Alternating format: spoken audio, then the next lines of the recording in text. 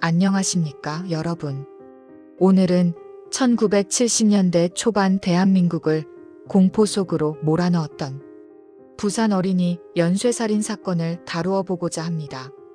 1970년대는 지금처럼 안전망이 잘 갖춰지지 않았고 아이들이 학교에서 돌아오면 곧장 골목에서 뛰어놀던 복잡하지만 정겹던 시절이었습니다. 그러나 그런 평범한 일상 속에서 부산 지역에서는 순식간에 두려움이 번졌습니다. 몇 달 사이 어린이 여러 명이 사라지거나 숨진 채 발견되는 사건이 잇따라 벌어졌기 때문입니다. 당시 언론은 이 사건을 어린이 실종 살해 연쇄 사건이라고 불렀습니다. 하지만 시간이 흐르고 기록이 점점 사라지는 과정 속에서 이 사건은 제대로 해결되지 못한 채 한국의 오래된 미제로 남게 되었습니다.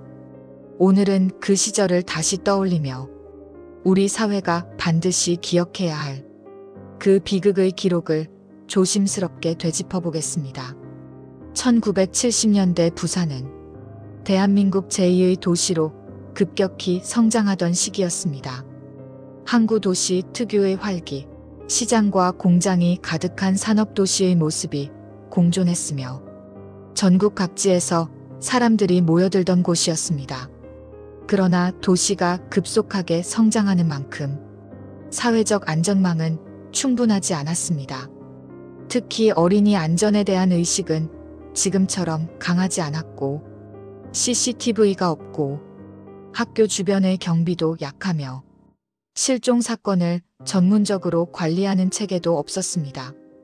아이들은 방과 후 엄마 다녀올게요 라며 뛰어나가 동네 골목, 시장, 학교 운동장 등에서 해가 질 때까지 놀곤 했습니다.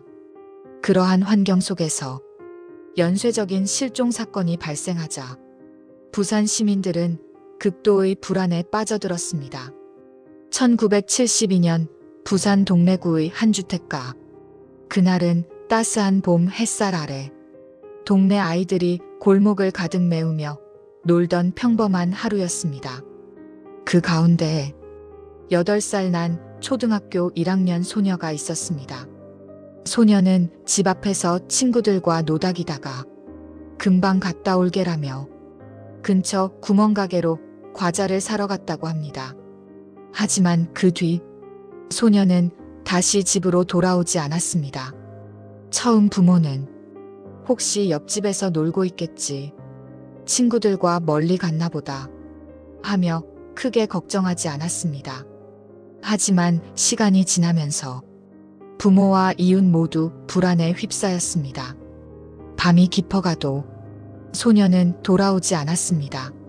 소녀의 아버지는 손전등을 들고 동네를 뛰어다니며 야, 어디 있니?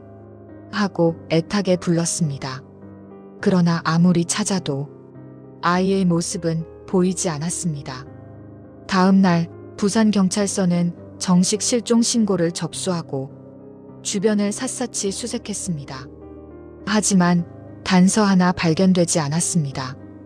그렇게 사건은 아무도 예상하지 못한 연쇄 비극의 시작이 됩니다. 첫 번째 사건이 채 잊히기도 전인 1973년 7월 부산 진구에서 7살 남자아이가 실종되었습니다. 아이의 어머니는 여름이라 친구들과 계곡에 갔나 보다 라고 생각했지만 어둑해질 때까지 돌아오지 않자 부모는 곧바로 동네 전체를 수색했습니다. 아이의 신발, 가방, 옷까지 그 어떤 흔적도 발견되지 않았습니다. 당시 경찰은 아이들이 물놀이를 하다 사고를 당했을 수 있다고 추측했지만 정작 그 지역에서는 아이와 관련된 사고 흔적이 전혀 없었습니다.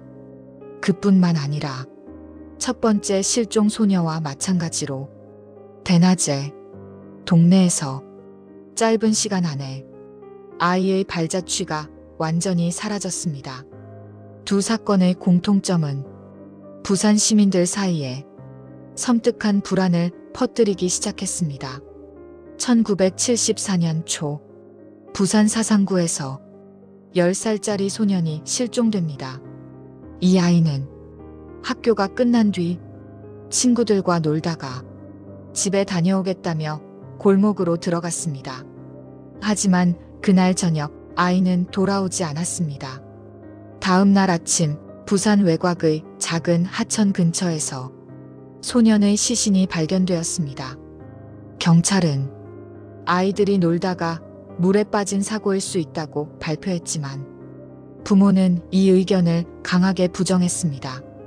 그 이유는 아이가 물을 무서워해 혼자 하천에 가지 않을 성격, 옷이 물에 젖은 방식이 자연스럽지 않음, 몸에 미세한 멍 자국들이 발견됨, 이 모두가 사고사가 아니었을 가능성을 암시하고 있었습니다.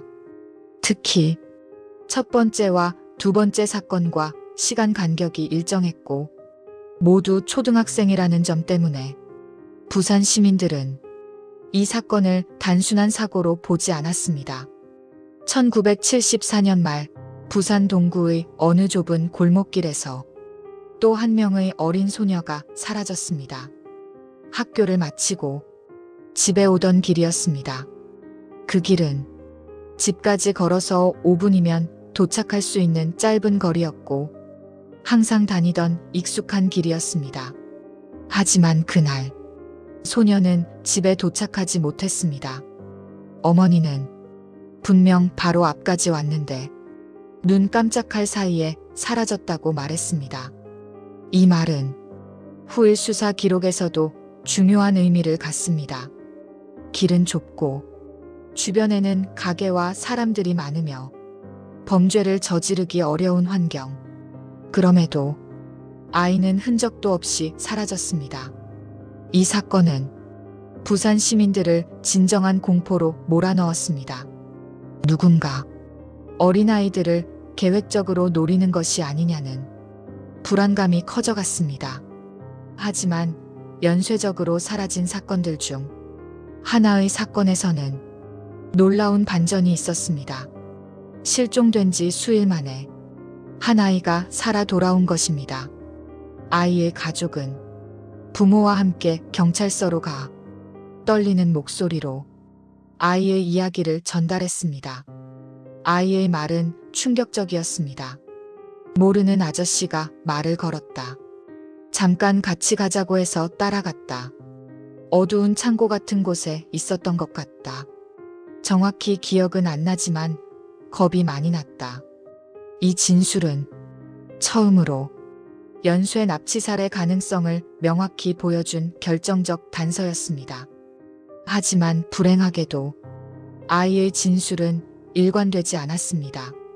그 이유는 아이가 당시 너무 어렸고 극심한 불안과 공포를 경험했기 때문입니다. 경찰은 아이가 본 남성의 인상착의를 토대로 수백 명의 용의자를 조사했지만 범인을 특정하지 못했습니다. 수사 기록과 전문가 의견을 종합하면 부산 어린이 연쇄 사건은 몇 가지 중요한 공통점을 가지고 있었습니다. 유독 같은 연령대만 노렸습니다. 범인은 대담하고 능숙했습니다. 멀리 데려간 흔적이 적었습니다. 범행 방식이 매우 은밀하거나 아이를 속이거나 순간적으로 제압했을 가능성이 있습니다. 일부는 사고사로 보기 어려운 상처가 있었습니다. 부산경찰은 사건을 하나로 묶어 연쇄 납치살해 사건이 아닐까 조심스레 결론을 내리기 시작했습니다. 하지만 결정적인 증거나 단서가 부족해 명확한 결론을 내릴 수 없었습니다. 연쇄 실종과 의문사 사건이 이어지자 부산경찰은 본격적인 수사에 돌입했습니다. 경찰은 사건의 공통점을 분석하여 몇 가지 용의자, 범주를 설정했습니다. 1970년대 부산에는 여러 군부대가 주변에 위치해 있었습니다. 일부 아이들이 제복 같은 옷을 입은 사람을 봤다고 말한 점, 목격자 일부가 체격 좋고 짙은 군복색 외투를 입은 남성을 봤다는 점 때문에 군 관련자가 용의선상에 올랐습니다. 경찰은 인근 부대 장병들의 근무 기록과 외출 시간을 확인했으나 결정적 단서는 나오지 않았습니다. 다만 전문가들은 빠른 행동력, 지도나 지역 지리의 밝음, 과감하게 아이들을 제압할 능력 등을 근거로 군 경험자 가능성을 조심스럽게 제기했습니다. 그러나 이는 끝내 추측에 머물렀습니다. 일부 주민은 아이 사라진 시기와 비슷한 때에 동네 인근 산이나 폐공장에서 노숙하던 남성이 있었다고 증언했습니다.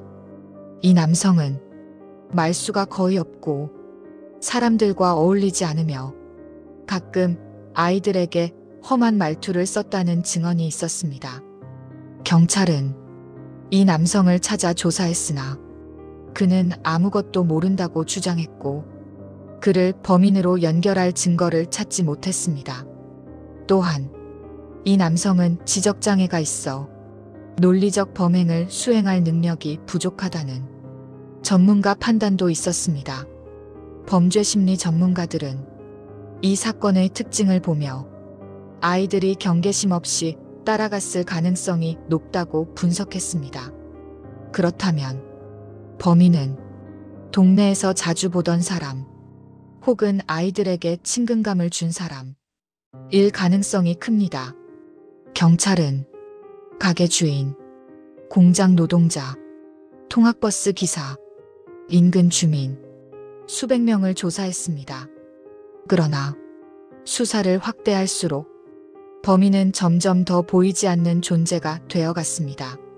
1972년부터 1974년까지 이어진 여러 건의 실종과 의문사 사건은 부산 전체를 극도의 공포로 몰아넣었습니다.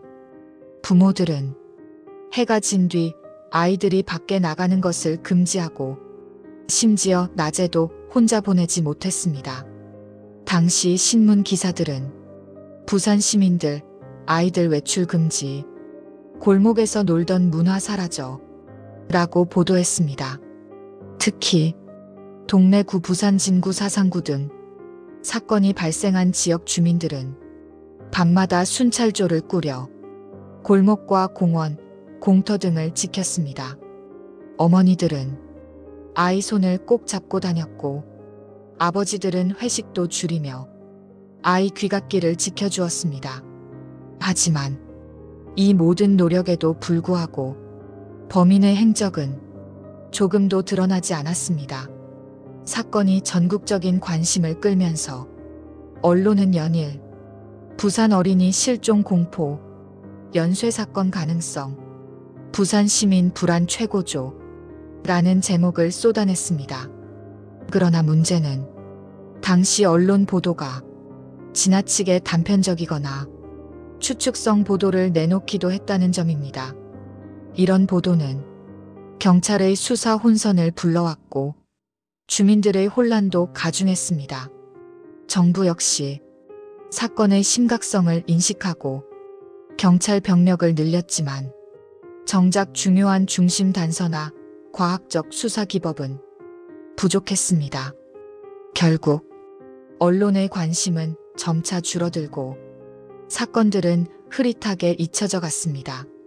하지만 부모들의 슬픔은 결코 사라지지 않았습니다. 부산 어린이 연쇄 사건이 끝내 해결되지 못한 이유는 매우 복합적입니다. DNA 감식, CCTV, 휴대전화 위치 추적, 이동 경로 분석, 이 모든 것이 존재하지 않았던 시대였습니다. 증거가 조금만 부족해도 사건은 순식간에 미궁으로 빠질 수밖에 없었습니다. 실종 초기, 아이들이 놀다가 돌아올 것이라는 안일한 인식 때문에 첫 24시간을 놓쳤습니다. 실종 24시간은 골든타임이라고 불릴 만큼 사건 해결에 결정적입니다. 그러나 그 시간은 되돌릴 수 없이 지나갔습니다. 사건이 여러 건 연결되어 있음에도 당시 경찰은 처음엔 각 사건을 별개 사건으로 인식했습니다. 이 때문에 연쇄 범죄로서의 패턴을 초기에 놓쳤습니다. 범인은 대낮에 아이를 데려가고 주변 사람들의 시선을 피하며 흔적을 거의 남기지 않았습니다.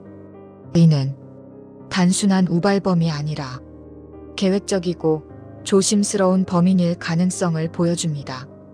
최근 범죄 심리 전문가들과 미제 사건 연구자들이 이 사건을 다시 분석해 본 결과 흥미로운 의견들이 제시되었습니다. 연도, 장소, 피해자 연령, 실종 방식이 놀라울 만큼 비슷했습니다. 이 일관성은 동일범 또는 동일 범죄 집단의 가능성을 암시합니다.